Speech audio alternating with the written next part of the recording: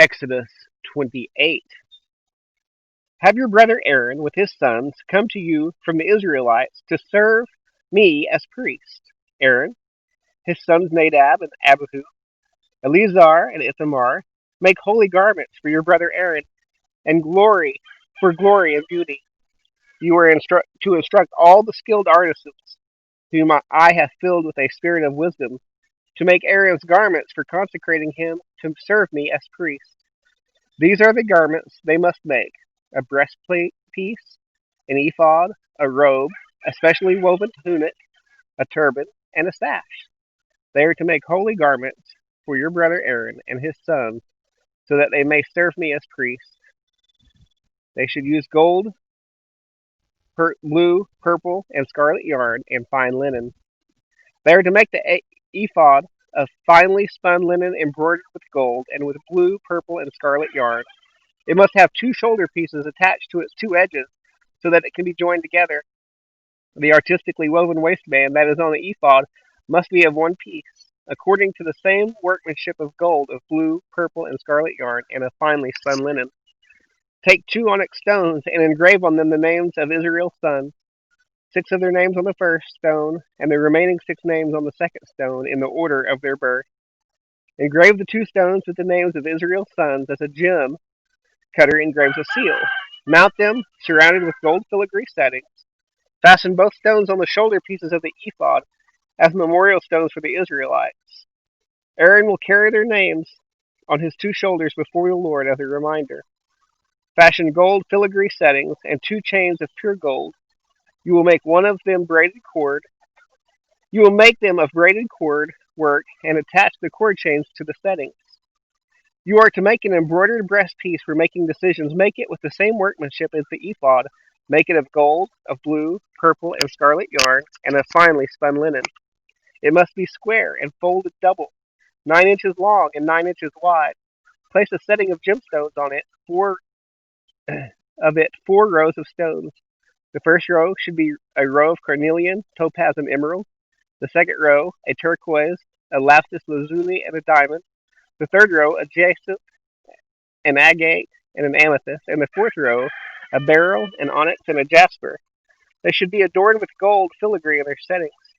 The 12 stones are to correspond with the names of Israel's sons. Each stone must be engraved like a seal with one of the names of the 12 tribes. You are to make braided chains of pure gold cord work for the breastpiece. Fashion 2 gold rings for the breastpiece and attach them to its 2 corners. Then attach the 2 gold cords to the 2 gold rings at the corners of the breastpiece. Attach the other ends of the 2 cords to the 2 filigree settings, and in this way attach them to the ephod shoulder pieces in the front. Make the other 2 gold rings and put them at the 2 other corners of the breastpiece, on the edge that is next to the inner border of the ephod. Make 2 more gold rings and attach them to the bottom of the ephod's 2 shoulder pieces on its front, close to its seam, and above the ephod's woven waistband. The artisans are to tie the breastpiece from its rings to the rings of the ephod with a cord of blue yarn, so that the breastpiece is above the ephod's waistband and does not come loose from the ephod. Whenever he enters the sanctuary, Aaron is to carry the names of Israel's sons over his heart on the breastpiece for decisions, as a continual reminder for the Lord. Place the Urim and Thummim in the breastpiece for decisions, so that they will also be over Aaron's heart whenever he comes before the Lord. Aaron will continually carry the means of decisions for the Israelites over his heart before the Lord. You are to make the robe of the ephod entirely of blue yarn. There should be an opening at its top in the center of it. Around the opening there should be a woven collar with an opening like that of body armor, so that it does not tear. Make pomegranates of blue, purple, and scarlet yarn on its lower hem and all around it. Put gold bells between them all the way around, so that the gold bells and pomegranates alternate around the lower hem of the robe. The robe will be worn by Aaron whenever he ministers, and its sound will be heard when he enters the sanctuary before the Lord, and when he exits, so that he does not die. You are to make a pure gold medallion and engrave it, like the engraving of a seal, holy to the Lord. Fasten it to a cord of blue yarn so it can be placed on the turban. The medallion is to be on the front of the turban. It will be on Aaron's forehead, so that Aaron may bear the guilt connected with the holy offerings that the Israelites consecrate as all their holy gifts. It is always to be on his forehead so that they may find acceptance with the Lord.